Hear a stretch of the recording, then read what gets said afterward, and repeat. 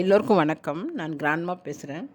தமிழ்நாட்டில் பிறக்கிற ஒவ்வொரு குழந்தையின் தலைமையிலையும் 1,28,000 கடன் இருக்குது. என்னங்க அதிர்ச்சியாக இருக்கா? இதுதான் உண்மை. நேற்று நம்ம தமிழக முதல்வர் விஜய் அவர்களோட அரசு தமிழ்நாட்டோட நிதி நிலைமை பற்றின வெள்ளை அறிக்கை ரிலீஸ் பண்ணியிருக்காங்க. கஜானா காலி, தூக்க முடியாத சுமையை ஏற்றி வச்சுருக்காங்கன்னு முதல்வர் விஜய் சொன்னது நிஜம்தானா? இந்த 13 லட்சம் கோடி கடன் கதை என்ன? ரொம்ப சிம்பிளாக அந்த வீடியோவில் பார்ப்போம். இந்த அறிக்கையோட முதல் அதிர்ச்சி என்னென்னா, தமிழ்நாட்டோட நேரடி கடன் மட்டும் 10 லட்சம் கோடி ரூபாய்.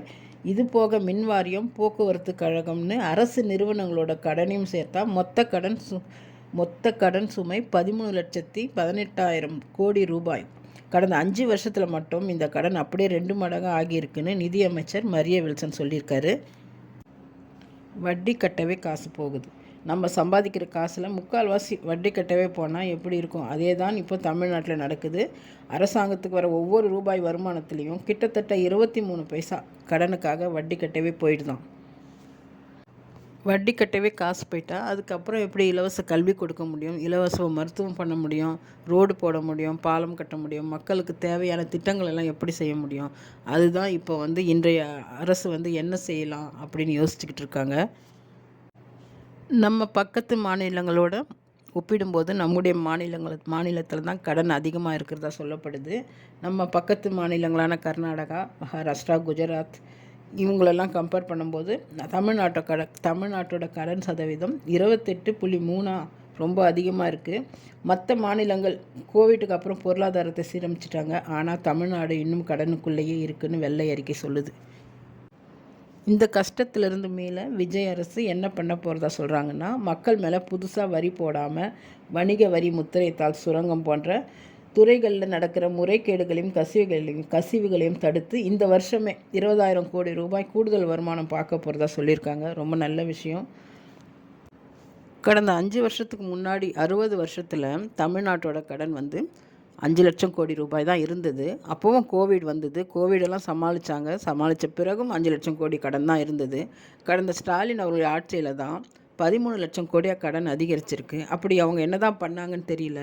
அவங்க இலவசங்கிற பேரில் கொடுக்குறாங்க. ஆனால் அதுவும் முழுமையாக கொடுக்கல. பல நல்ல திட்டங்கள்லாம் ஜெயலலிதா அவர்கள் கொண்டு வந்த நல்ல திட்டங்கள்லாம் நிறுத்திட்டு தான் இவங்க இந்த ஆட்சியில் 1000 ரூபாய் மகளிருக்கு, கல்லூரியில் படிக்கிற மாணவர்கள்லாம் 1000 ரூபாய் அந்த மாதிரி திட்டங்கள்லாம் கொடுத்தாங்க.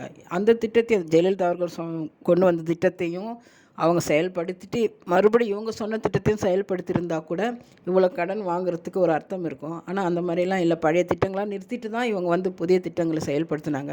அப்படி இருக்கும்போது 13 லட்சம் கோடி ரூபாய் கடன் வாங்குகிற அளவுக்கு 8 லட்சம் கோடி ரூபாய் அதிகமாக வாங்கியிருக்காங்க. அது அளவுக்கு இவங்க என்ன பண்ணாங்கன்னு தெரியல. அதையெல்லாம் விஜய் அவர்கள் தான் என்ன பண்ணாங்கன்னு அதெல்லாம் வெளியில் கொண்டு வரணும். இந்த வெள்ளை அறிக்கைக்கு முந்தைய நிதியமைச்சர் தங்கம் தென்னரசு அவர் என்ன சொல்கிறாருன்னா, இது வெள்ளை அறிக்கை கிடையாது, வெற்று அறிக்கைன்னு சொல்லியிருக்காரு. திமுக அரசு கடனை அனுமதிக்கப்பட்ட வரம்புக்குள்ளே தான் வச்சுருந்தது, நிதி பற்றாக்குறை எதுவும் இல்லைன்னு அவங்க தரப்பில் சொல்கிறாங்க. விஜய் தலைமையிலான அரசு இப்போ இருக்கிற நிதி நிலைமையை பற்றி அவங்க ஆதாரத்தோடு சொல்கிறாங்க, வெள்ளை அறிக்கை கொடுக்குறாங்க. அப்படி இருந்தும் கடந்த ஆட்சியில் இருக்கிற நிதி அமைச்சர் தென்னரசு என்ன சொல்கிறார், தங்கம் தென்னரசு என்ன சொல்கிறார் பாருங்கள். இல்லை நிதி பற்றாக்குறையெல்லாம் இல்லை அப்படிங்கிறாரு. இப்போ இருக்கிற ஆட்சி ஆதாரத்தோடு கொடுக்குற மாதிரி அவங்களும் ஒரு ஆதாரத்தை கொடுத்தாக்கா நல்லாயிருக்கும். நம்ம கடன் வாங்குகிறோன்னா அந்த பணத்தில் தொழிலில் முதலீடு செய்யணும். அந்த முதலீடுலேருந்து வர வருமானத்தில் வட்டி கட்டணும், அசல் கட்டணும், மக்களுக்கு பல நல்ல திட்டங்களை செய்யணும். அந்த பணத்திலிருந்து எடுத்து செய்யணும். அதை விட்டுட்டு கடன் வாங்கிட்டு அந்த கடன் வாங்கின பணத்திலேயே எல்லா திட்டங்களையும் நிறைவேற்றுறதுக்கு அது யாராக இருந்தாலும் செய்யலாமே. நாம் கூட அதை செய்யலாம். எதுக்கு ஒரு அரசு, அதுக்கு ஒரு ஆட்சி, அதுக்கு ஒரு முதலமைச்சர் எதுக்கு? கடன் வாங்கி செலவு செய்கிறது எல்லாருமே செய்யலாம். ஒரு கடன் வாங்குறோன்னா அது ஒரு தொழிலில் முதலீடு செய்யணும். அதில் வர வருமானத்தில் தான் இவங்க செய்யணும். அப்போ தான் வாங்கின கடனும் அடையும். அப்போ தான் தமிழக மக்களுக்கு மேலே நிதி சுமை வராது, எந்த விலைவாசி உயர்வும் ஏறாது. ஆனால் இப்போ என்ன பண்ணுறாங்க, கடன் வாங்கி செலவு பண்ணிவிட்டு அந்த கடனுக்கு வட்டி கட்டுறதுக்காக, அசல் கூட இல்லை வட்டி கட்டுறதுக்காக நம்ம மேலே தான் அந்த சுமையை செலுத்துகிறாங்க. மின்சார கட்டண உயர்வு, விலைவாசி உயர்வு, எல்லாத்திலும் விலைவாசி உயர்வை ஏற்றுறாங்க. பேருந்து கட்டண உயர்வு, இப்படி எல்லாமே மக்கள் தலைமையில் தான் போடுறாங்க. கடன் வாங்குறது எதுக்காகன்னா, அதில் ஒரு தொழில் செஞ்சு அதுலேருந்து வருமானம் வர்றதுக்காக தான் கடன் வாங்கணும்.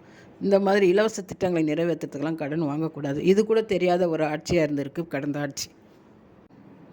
எது எப்படியோ கஜானா காலியாக இருக்கிற சூழ்நிலையில் முதல்வர் விஜய் அவர்கள் அவர் கொடுத்த தேர்தல் வாக்குறுதியை எப்படி நிறைவேற்ற போகிறார் தெரியல. மகளிருக்கான உதவித்தொகை, இலவச பஸ் பயணம் போன்ற வாக்குறுதிகளை எப்படி நிறைவேற்ற போகிறார் தெரியல. இந்த வெள்ளை அறிக்கையை நீங்கள் எப்படி பார்க்குறீங்க? உங்களோட கருத்துக்களை கீழே கமெண்டில் சொல்லுங்கள். வீடியோ பிடிச்சிருந்தால் லைக் பண்ணுங்கள், சப்ஸ்கிரைப் பண்ணுங்கள். நன்றி, வணக்கம்.